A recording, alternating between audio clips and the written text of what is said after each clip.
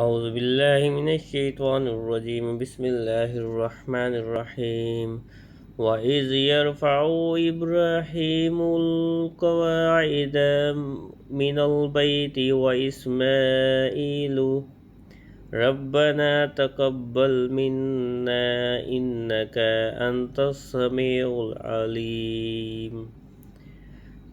ترجمہ: اور جب ابراہیم اور اسماعیل اس کے گھر کی بنیادیں بنا کر رہے تھے، یہ دعا کرتے ہوئے: اے ہمارے رب، ہم سے قبول فرما، بے شک تو ہی سننے والا جاننے والا ہے۔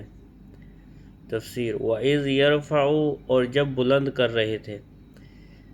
پہلی مرتبہ خانہ کعبہ کی بنیاد حضرت آدم علیہ السلام نے رکھی اور طوفان نوح کے بعد پھر حضرت ابراہیم علیہ السلام نے اسی بنیاد پر تعمیر فرمایا۔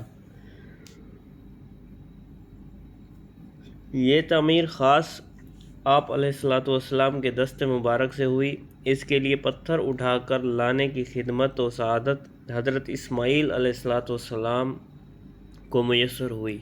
دونوں حضرات نے اس وقت یہ دعا کی کہ یا رب عز و جل، ہماری یہ طاعت و خدمت قبول فرما۔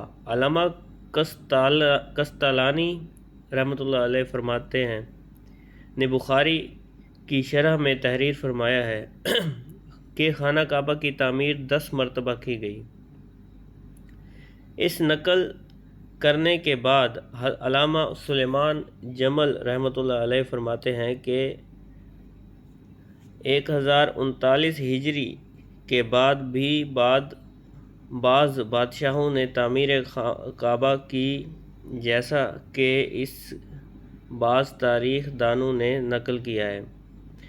مسجد تعمیر کرنا اعلیٰ عبادت ہے۔ اس آیت سے معلوم ہوا کہ مسجدوں کی تعمیر نہایت اعلیٰ عبادت اور انبیاء کرام علیہ السلام کی سنت ہے۔